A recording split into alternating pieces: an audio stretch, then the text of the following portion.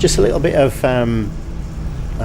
history to start with. So most people will want to do continuous flow chemistry, think of them being in tubular systems. The disadvantage of most tubular systems is that they're limited to single phases, so often people dilute things down so they can get them into solution so they can pump them through.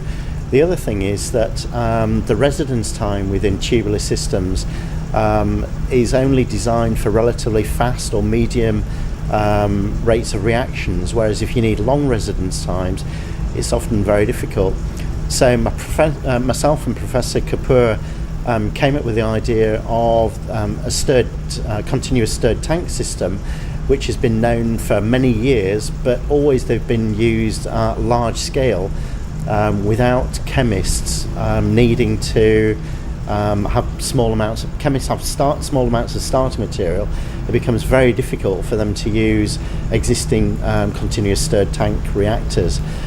So the idea of the fReactors was that the scale would be much smaller, allow multiphasic reactions and allow long residence times as well. So I'll pass over to Professor Kapur, who's going to explain something about the design of the fReactors. So thanks, John. So these are the fReactors. So the fReactor Classic, which is the unit that you can see behind me, just pick this off the hot plate, actually consists of 5 of these, and we've designed them that way so that the reaction residence time distribution, that's how long the reactants spend in the reactor, is very tight. It behaves quite like a plug flow type system. This is a single reactor, so it's been through quite a few iterations, as you well know, John, because we've dissolved a few of these and broken a few in the lab, and this is probably about the 4th generation, and that's actually really convenient to use. So these get plumbed together on this heating block. So we typically would plumb 5 of these together, and each one contains an individual stirrer unit. And if I just take this single unit, I can just show you how quick and easy it is to deal with. So you can just very quickly undo the front bolt,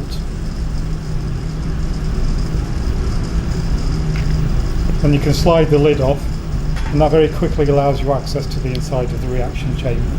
So the idea here is you can do multiphasic reactions, and they'll run for a period of time, and then you might need to take the reactors apart and just clean out the reactant.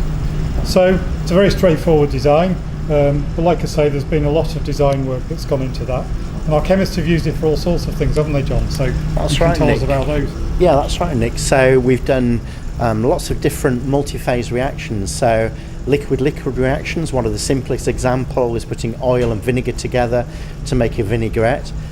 We've done, because of the good mixing, we've done some very fast reactions. We've done gas-liquid reactions, so hydrogenations, for example, with a homogeneous catalyst. We've also done reactions that evolve a gas during the reaction, like CO2, for example. We've done gas-liquid-solid reactions, so, for instance, palladium on carbon catalyst with hydrogen gas with a liquid substrate. With long residence time, so maybe 3 hours on those reactions. We've done crystallizations that form a solid during the reaction, or pumping through a solid into the reactor to actually grow a crystal as it goes through.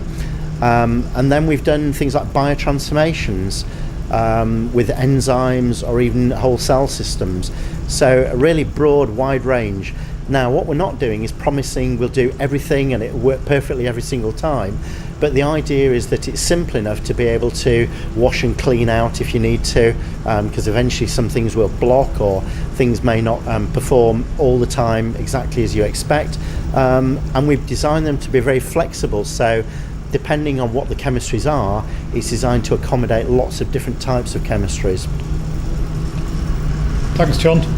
We've chosen materials of construction so that they're relatively resistant to most chemicals. So these are peak bodies, we've got glass windows in there, we've got different types of seals, and yeah, just really flexible types of systems that we've been able to for use. Heating, particularly heating. Yeah, absolutely. It comes on a heating plate, so we can heat this to 100 degrees C, and we run this at normally up to 7 or 8 bar, £100 per square inch, just using a conventional temperature regulator.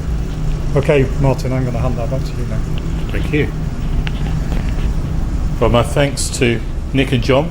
I really appreciate you filling us in on the fReactors and how they work in laboratory and some of the advantages that people can't really see just by looking at them from an image. We've got lots more information linked through the Asynt website. Lots of information from Nick and John that can help you make decisions on whether these products could be useful for you.